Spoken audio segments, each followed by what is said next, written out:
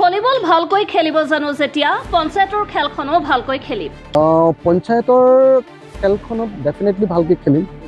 এইটো ভলিবল মই খেলিব জানো যেতিয়া সেইখন খেলো ভালেই খেলিম ৰ'ব। এই মন্তব্য ৰাইজৰ দলৰ সভাপতি তথা শিৱসাগৰ সমষ্টিৰ বিধায়ক অখিল গগৈ। ৰাজ্যত এতিয়া বলিছে পঞ্চায়ত নিৰ্বাচনৰ বতাহ। প্ৰতিটো ৰাজনৈতিক দলে আৰম্ভ কৰিছে নিৰ্বাচনী কুচকাৱাজ। বহি থকা নাই অখিল গগৈ নেতৃত্বাধীন ৰাইজৰ দলো। অসমৰ ইমূৰৰ পৰা সিমূৰলৈ সাংগঠনিক ভেটি মজবুত কৰিবলৈ সক্ৰিয় হৈ পৰিছে ৰাইজৰ দল। ইতিমধ্যে অখিল গগৈয়ে প্ৰতিখন জিলাতে চলাইছে সাংগঠনিক বিস্তাৰ অভিযান। এই অভিযানৰ অংশ হিচাপে শিৱসাগৰৰ দিখৌমুখত অনুষ্ঠিত হয় এই যোগদান সভা।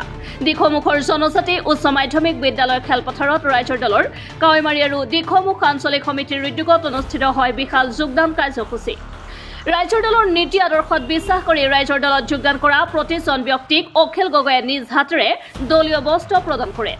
আনহাতে শিৱসাগৰ জিলাত বিশেষকৈ আমগুৰিত চলি থকা বাৰ্মি চুপাৰী, কয়লা চিণ্ডিকেটৰ, অৰুণাচলী সুৰা আৰু বহিৰাগত গাহৰিৰ চিণ্ডিকেটৰ বিষয়েও সৰব হৈ পৰে শিৱসাগৰ সমষ্টিৰ বিধায়কজন। এটা হ'ল যে কলেজত যেতিয়া হোষ্টেলত আছিলোঁ তেতিয়া খেলিছিলোঁ কটন কলেজৰ হোষ্টেলত, আৰু তাৰপিছত জেলত থাকোঁতে মোক যে জেলত ৰাখিছিলে ন, তো যেতিয়া ডিব্ৰুগড় জেলত 6 মাহ ৰাখিছিলে তেতিয়া ভলীবল খেলিছিলোঁ। গুৱাহাটী জেলত যেতিয়া বাৰম্বাৰ জেলত পঠিয়ায় তেতিয়াহ'লে ভলীবল খেলোঁ। তো এনেকৈ সেইকাৰণে খেলাৰ অভ্যাস এটা আছিলে, কিন্তু বহুত দিন খেলা নাই। আজি হঠাতে দেখি ফটকৈ মন গ'ল, কিন্তু নাই এতিয়া জঁপিয়াব নোৱাৰা হৈ গ'লোঁ। আৰু পঞ্চায়তৰ খেলখনত ডেফিনেটলি ভালকৈ খেলিম। এইটো ভলীবল মই খেলিব জানো যেতিয়া সেইখন খেলো ভালেই খেলিম ৰ'ব। পঞ্চায়তত ভালকৈ চেষ্টা কৰিম। আৰু মই খালি কংগ্ৰেছ দলক আহ্বান জনাওঁ যে আপোনালোকে কংগ্ৰেছ দলে উপ নিৰ্বাচনত কৰা ভুলটো আপোনালোকে নকৰিব হা। কংগ্ৰেছ দলে উপ নিৰ্বাচনত কৰা ভুলটো যদি আকৌ কৰে তেতিয়াহ'লে কংগ্ৰেছো ডিবিব, অসমৰ মানুহো ডিবিব, আমিও ডিবিম বিৰোধী পক্ষটোৱে। কাৰণ উপ নিৰ্বাচনত আমি বেলেগ বেলেগকৈ খেলাৰ কাৰণে বিজেপিয়ে 5খনতে জিকিলে। পঞ্চায়ততো সাধাৰণতে কি হয়, পঞ্চায়ত ইলেকশ্যনত বা উপ নিৰ্বাচন এইবিলাকত কি হয়, ৰুলিং পাৰ্টিটো জিকে। পৌৰসভাৰ ইলেকশ্যনত ৰুলিং পাৰ্টিটো জিকে। সেইকাৰণে এই সময়ত আমি পঞ্চায়ত ইলেকশ্যনটোক ব্যৱহাৰ কৰিব লাগে যে আমাৰ সকলো পাৰ্টিৰ কৰ্মীবিলাকৰ মাজত একতা বৃদ্ধি কৰিবৰ কাৰণে ব্যৱহাৰ কৰিব লাগে। পঞ্চায়ত ইলেকশ্যনত যদি একেলগে আমি ইলেকশ্যন খেলোঁ, কংগ্ৰেছ, ৰাইজৰ দল, অন্যান্য পাৰ্টি, তেতিয়াহ'লে আমাৰ তৃণমূল পৰ্যায়ত কৰ্মীবিলাকৰ মাজত সম্পৰ্কটো অতি ধুনীয়া হৈ পৰিব। সেই সম্পৰ্কটোৰ কাৰণে আমি 2026 চনত বিজেপি চৰকাৰখনক হৰুৱাবলৈ সুযোগ হৈ যাব। গতিকে যদি সঁচাকৈ বিজেপি চৰকাৰক কংগ্ৰেছে হৰুৱাব খুজিছে 26ত, পঞ্চায়ত ইলেকশ্যনত জিকিলেতো বিজেপিয়ে নাহে। বিজেপিক যদি সঁচাকৈ হৰুৱাব খোজে 26ৰ বিধানসভা নিৰ্বাচনত হৰুৱাব লাগিব। আৰু যদি 2026ৰ বিধানসভা নিৰ্বাচনত যদি সঁচাকৈ হৰুৱাব খোজে তেতিয়া উপ নিৰ্বাচনত কৰা ভুলটো কৰিব নালাগিব। পঞ্চায়ত নিৰ্বাচনত আমি একেলগতে ইলেকশ্যন খেলি আমাৰ কৰ্মীবিলাকৰ মাজত দৃঢ় একতাটো বৃদ্ধি কৰিব লাগিব। সেইকাৰণে মই কংগ্ৰেছ দলক বাৰম্বাৰ কংগ্ৰেছ দলক অনুৰোধ জনাইছোঁ, আপোনালোকে এই ভুলটো নকৰিব। আমি সকলোৱে মিলি 2025 চনৰ পঞ্চায়ত নিৰ্বাচনত অসমত আমি একেলগে খেলিব লাগিব। কোনে কেইটাত জিকিলোঁ সেইটো দৰকাৰ নাই, লাগিলে আমি কমেই চিট ল'ম, কিন্তু তথাপি আমি একেলগে খেলোঁ যাতে আমাৰ মাজত একতাটো বৃদ্ধি পায়।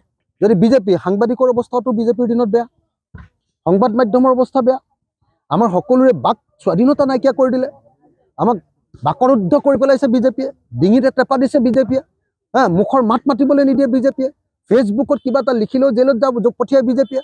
গতিকে সেই বিজেপিক যিহেতু আমি এবাৰ বিদায় দিব লাগিব, গতিকে আপোনালোকৰ সংবাদ মাধ্যমৰ দায়িত্ব যে আমি সকলোৱে মিলি আমি বিৰোধী ঐক্যমঞ্চৰ কথা ক'ব লাগিব আৰু বিৰোধী ঐক্যমঞ্চ ঐক্যবদ্ধ হৈ পঞ্চায়ত নিৰ্বাচন খেলিব লাগিব। আমগুৰি সমষ্টিৰ এজন ডাঙৰ লিডাৰৰ পুতেকেই অৰুণাচলী মদৰ চিণ্ডিকেট আৰু গাহৰিৰ চিণ্ডিকেট আৰু গৰুৰ চিণ্ডিকেট কৰে।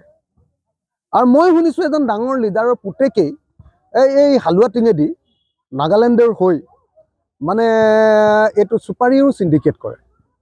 এতিয়া আপোনালোকে কাৰ কথা কৈছে মই নাজানো, কিন্তু মই শুনা মতে এজন ডাঙৰ লিডাৰ, আমগুৰি সমষ্টিৰ এজন ডাঙৰ লিডাৰৰ পুতেকে এই চিণ্ডিকেটবিলাক কৰে। এতিয়া অৰুণাচলী সুৰাৰ মতো অকল নহয়, এইফালেদি গৰুৰ চিণ্ডিকেট কৰে। শিৱসাগৰ জিলাৰ এজন বিধায়কে গৰুৰ চিণ্ডিকেট কৰে। এজন বিধায়কে, বিজেপি দলৰ এজন বিধায়কে, শাসক দলৰ এজন বিধায়কে কৰে।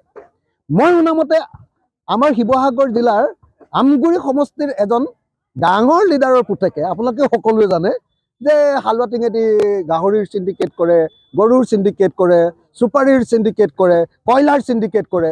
গতিকে এতিয়া আৰু প্ৰদীপ হাজৰিকা ডাঙৰীয়াই কাৰ কথা কৈছেতো মই নাজানো। মইতো সেইটো দেখি আছোঁ, মইতো সেইটো শুনি আছোঁ। সকলো মানুহে জানে, পুলিচে মোক কৈছে যে চিণ্ডিকেটটো কোনে চলায়। শিৱসাগৰৰ পৰা আছাদ দামালীৰ ৰিপৰ্ট, MV Live।